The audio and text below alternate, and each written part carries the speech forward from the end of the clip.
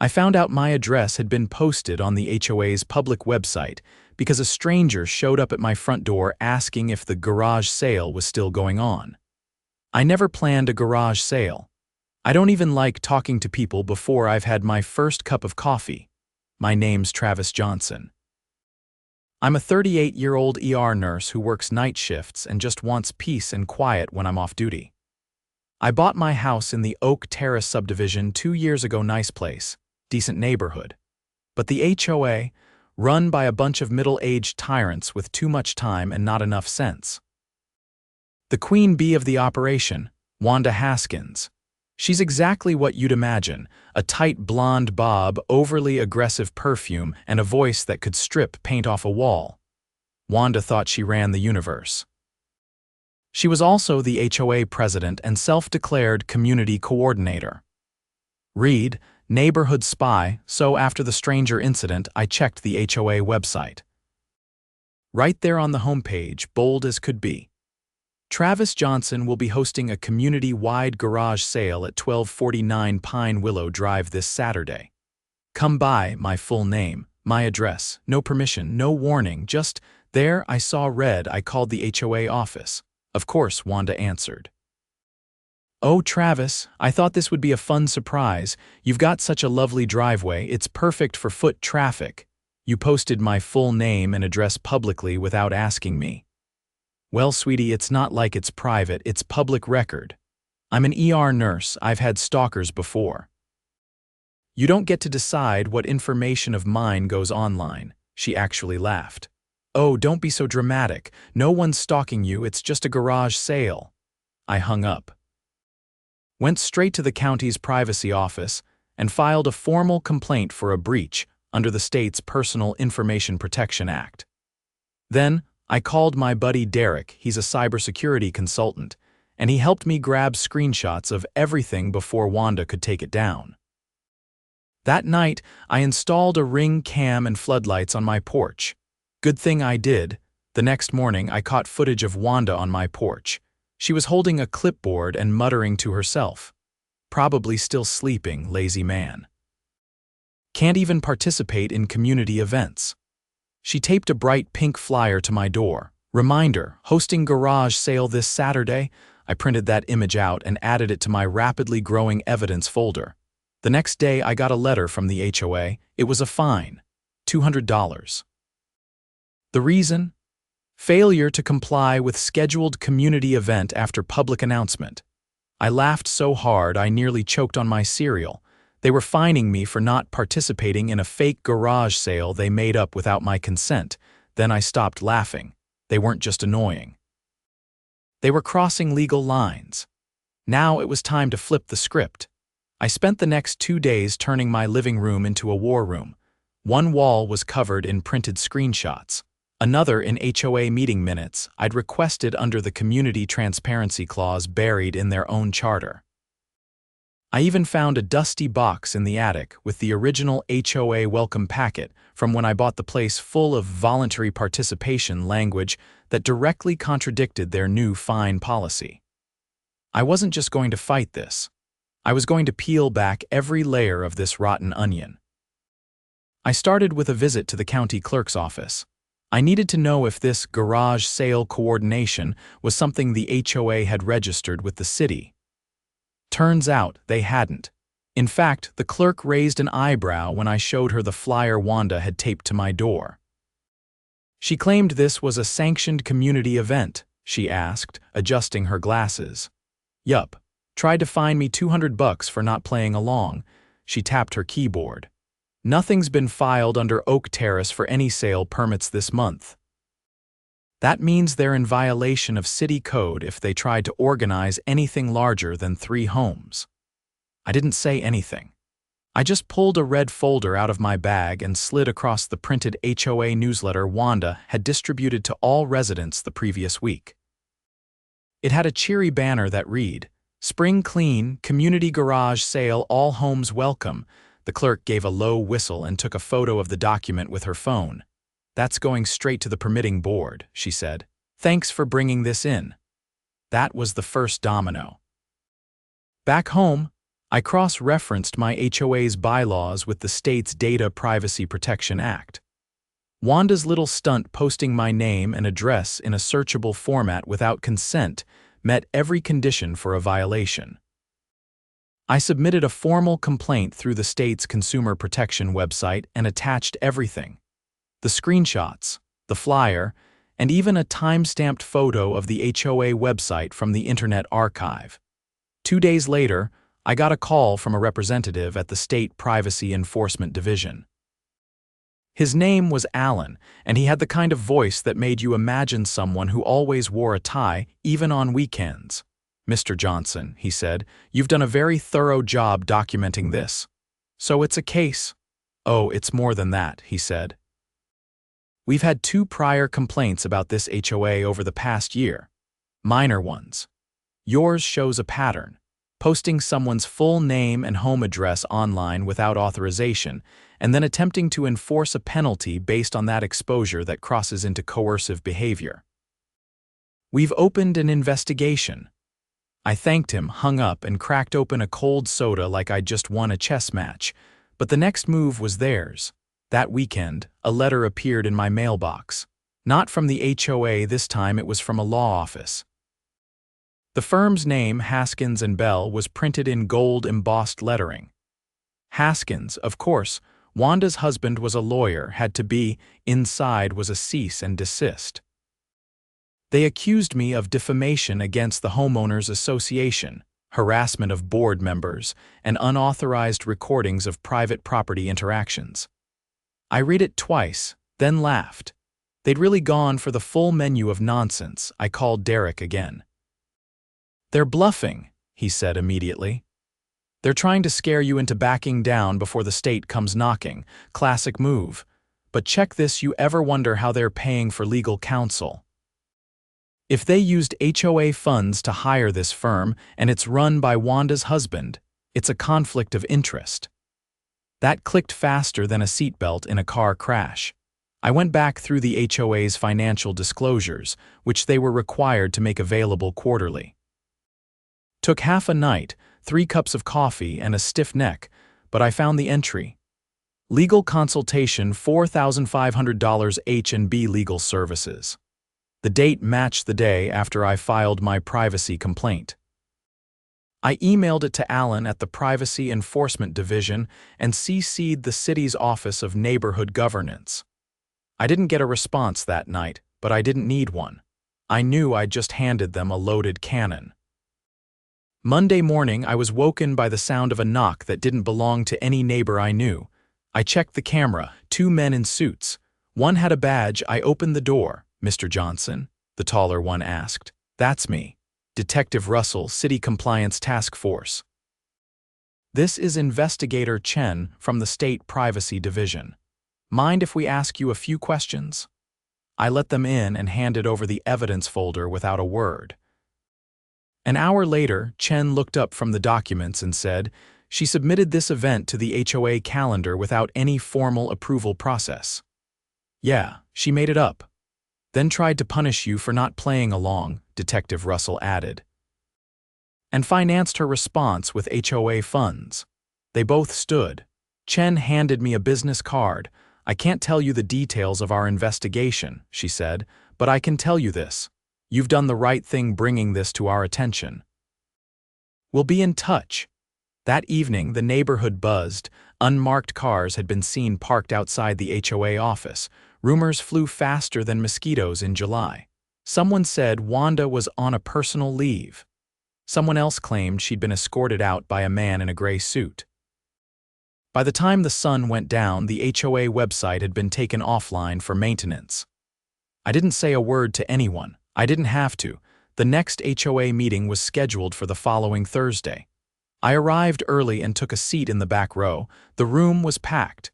You could feel the tension. There was a folding table at the front where the board usually sat, but only 2 of the 5 chairs were filled. Wanda's seat was empty. The vice president, a balding man named Greg who always looked like he'd rather be anywhere else, cleared his throat. Due to recent developments, we'll be holding a vote on temporary suspension of certain board members pending state review." Someone from the audience raised a hand. "Why isn't Wanda here?" Greg wiped his forehead. "She's unavailable." Another voice cut in. "Is it true she used HOA money to hire her own husband's firm?" He didn't answer. I stood. "Greg," I said, "I move to dissolve the current board and trigger a re-election. Per Article 9, Section 3 of the HOA Charter, if more than 30% of homeowners petition for a vote, the board must comply." He looked like he'd swallowed a bug. "Do you have signatures?" I turned and gestured. Half the room stood with me, holding clipboards. "We do now." The vote was unanimous. The HOA board was suspended pending the investigation. A special election was scheduled, and Wanda Haskins, word spread that she'd been subpoenaed for misuse of community funds and violation of privacy laws. I didn't run for the board. I didn't need to. My neighbors knew what I'd done, and that was enough. The new board was elected 2 weeks later. Transparent, fair, and best of all quiet, exactly how I liked it.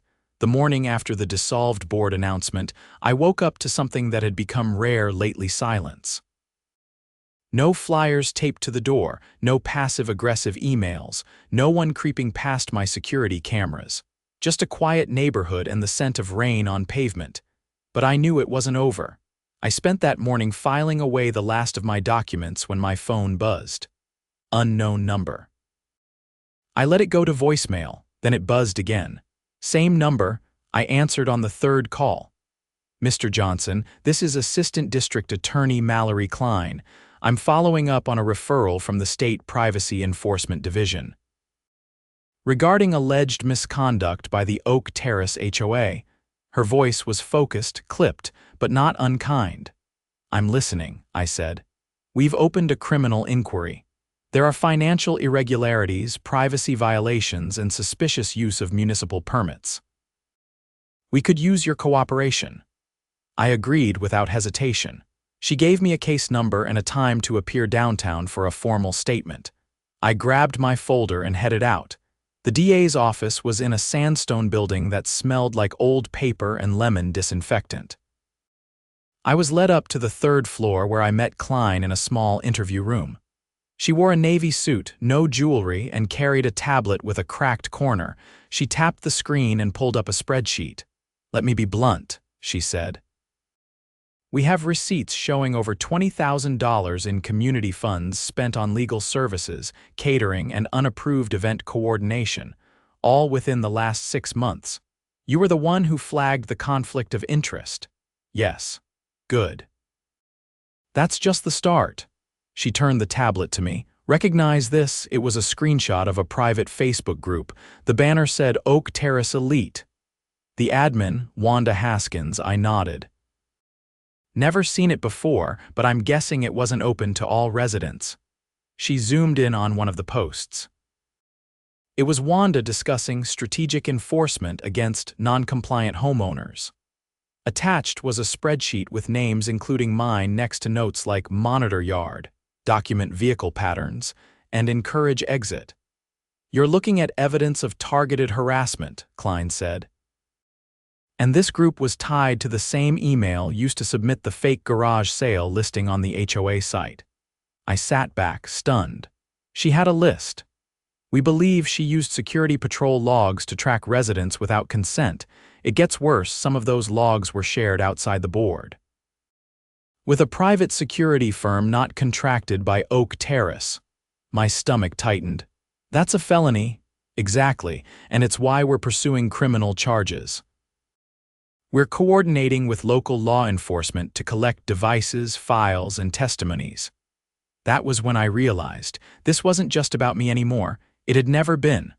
Wanda had built a system of control that bordered on surveillance.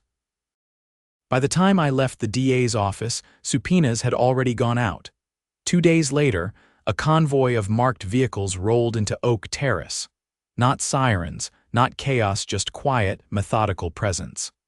Officers in windbreakers carried out boxes from the HOA's community center. Laptops, binders, external drives. One of them pulled a server tower that looked like it hadn't been dusted in years. Wanda's house corner lot, white shutters, periwinkle flower beds was visited second. I watched from down the street as 2 detectives and a digital forensics agent walked up her driveway. The door opened slowly. Wanda stood there in a beige cardigan, arms folded, jaw tight. She said something, then stepped aside. The agents entered. That evening, local news ran a segment. Suburban HOA president under investigation for privacy and financial violations. There was no mugshot, no dramatic images, just a voiceover, a pixelated photo of Wanda and a shot of the sealed HOA office.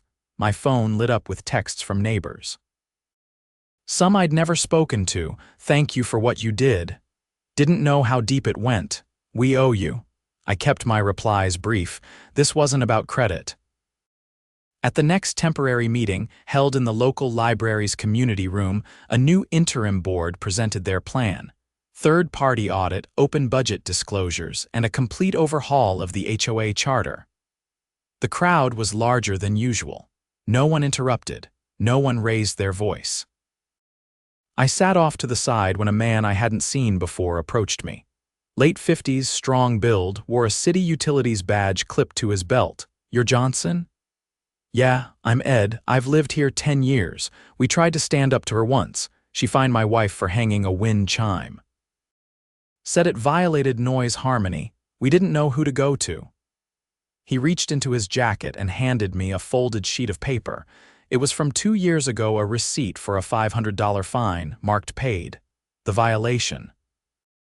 Unauthorized decorative element. I think she made up half those rules, he said, but nobody questioned it, until you.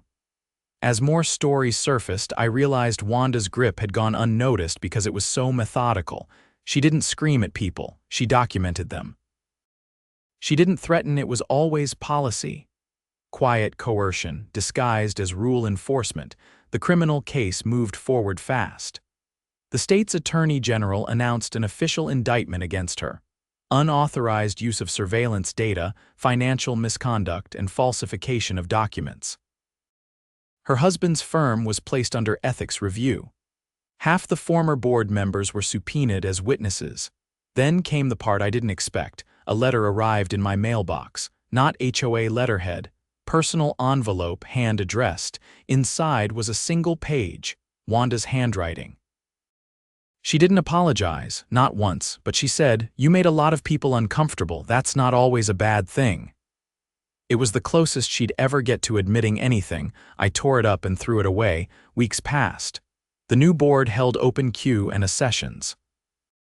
They invited residents to vote on property guidelines. They even removed the automated violation system Wanda had implemented without consent. Then, at the end of the month, the HOA charter was amended. One clause stood out. No member of the board shall utilize or authorize the use of surveillance, tracking, or personal data of residents beyond the scope of publicly available records, and only with explicit written consent. The vote to ratify passed unanimously. It was over. Really over. The website was rebuilt. The new version didn't list names or addresses, just updates, meeting times, and an anonymous contact form. I went back to my shifts at the hospital. The long nights, the fluorescent lights, the chaos that was my world. But now, when I came home, I didn't check my mailbox with dread. I didn't scan the porch for flyers. I didn't have to keep a growing folder of evidence. I kept one photo, though. A still from the security cam, the one of Wanda taping that pink flyer to my door, not out of spite, just as a reminder. That even quiet people can make a lot of noise when it matters. 3 weeks after the interim board took over, I got a certified letter from the Office of the State Auditor. I opened it on my porch with one hand while holding a lukewarm coffee in the other. Inside was a formal notice. The Oak Terrace HOA was being subjected to a full forensic audit, effective immediately, under the State Association Oversight Statute. The audit was to cover the last 5 years of financial activity, including all vendor contracts, operational expenses, and discretionary spending. The audit team would be arriving within 72 hours. I didn't need to do anything, but I knew what it meant. They weren't just poking around anymore. They were digging deep. The next morning, 2 white vans with government plates pulled into the community center's parking lot. 6 auditors stepped out, each carrying rolling briefcases and laptops. They didn't make announcements, didn't knock on doors. They just set up in the meeting room and got to work. By the end of the first day, they'd already flagged a pattern. I got the call from the interim board treasurer, a sharp woman named Carla who worked in municipal finance. There's a vendor listed as TWC Property Solutions that received over $50,000 in payments over 2 years, she said. No contract, no invoices, just recurring transfers. I sat down on the porch stairs, phone pressed to my ear. TWC doesn't show up on any of the newsletters or event planning calendars. What was the money for? That's the thing, Carla said. We don't know, and when we tracked the business registration, it's a shell. Registered to a P.O. box that links back to a property owned by a trust. But the trust's address, she paused. It matches a unit owned by Wanda's cousin, out of state. That was it, the real bombshell. Wanda hadn't just abused her power. She'd laundered HOA funds through a dummy vendor to siphon money out of the community. Carla took the information straight to the auditor's team. They cross-referenced the payments with meeting records and found something worse. On multiple occasions, Wanda had held closed-door executive sessions with the former treasurer and 2 board members, no meeting minutes, no resident oversight. That's where the approvals came from. I didn't need to be an investigator to know what was happening. Kickbacks, fraud. And now, with the state involved, the paper trail was no longer Wanda's to control. A week later, the state filed formal charges against her and 2 other former board members. Grand theft, wire fraud, conspiracy to commit fraud, and falsifying financial documents. The total misappropriated amount, just under $109,000. They didn't arrest her at home. They waited until she walked into her husband's law office downtown, a quiet arrest, low profile. But someone leaked it. That same evening, a local reporter knocked on my door. I was told you were the first to report them, he said, adjusting the strap on his camera bag. I was just trying to stop a fake garage sale, I said. He laughed, but it wasn't mocking. Well, you ended up shutting down a criminal enterprise instead. I didn't give an interview. I had no interest in becoming some kind of folk hero, but the story ran anyway. The headline read, "Former HOA president indicted for embezzlement, privacy violations, whistleblower sparked investigation." I didn't realize how much that word whistleblower would change how people looked at me. That weekend, I got invited to a neighborhood gathering. Not a forced community event with printed flyers and mandatory sign-ins. Just a cookout in Carla's backyard. Burgers, folding chairs, cheap soda, real conversation. I almost didn't go, but I'm glad I did. Half the people there had stories. One woman said Wanda fined her for a non-standard mailbox, even though hers matched the one in the HOA's own brochure. A father of 3 said he'd been denied permission to install a second-hand playset because it disrupted the visual symmetry of the green belt. Another had paid for a tree trimming service that never showed up. Turns out, the funds were redirected to TWC. Carla raised a plastic cup and gave a short toast. To Travis, who reminded us this neighborhood belongs to the people who live in it. I didn't say anything, just nodded and took a sip. I wasn't looking for applause. I just wanted to sleep without wondering who was watching my porch. 2 weeks later, the state issued a final ruling. Oak Terrace's HOA charter was officially dissolved. The association's corporate status was suspended. All remaining funds, about $73,000 after restitution, were placed into a community-managed trust overseen by the city's Residential Affairs Office. From now on, any major decisions would require open community votes, with oversight from a municipal liaison. The HOA was dead.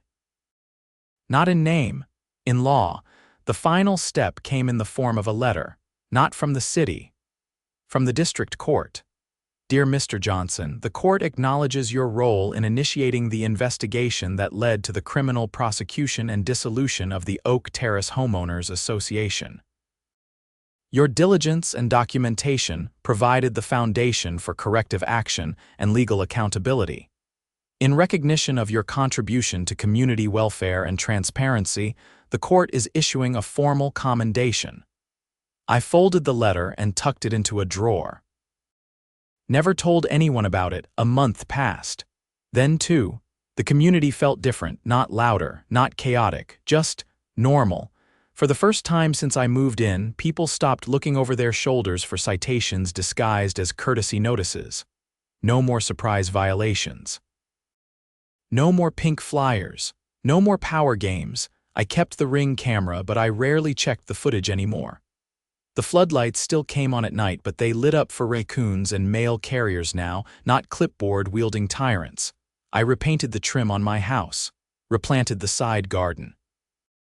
Installed a new mailbox not because I had to, but because I wanted to. One afternoon, while cutting the grass, I saw Carla walking her dog. She waved and approached the fence. "Hey," she said, "we're thinking of starting a neighborhood committee, informal, just residents, no bylaws. Monthly potlucks, shared tool sheds, stuff like that. You interested?" I leaned on the mower handle. "Depends. Any fines if I skip the potluck?" She grinned. "Only if you bring canned beans." I agreed to join as long as it stayed voluntary, nothing formal, no officers, no enforcement.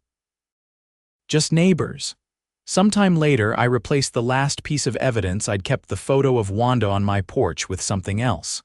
A picture from that first real cookout.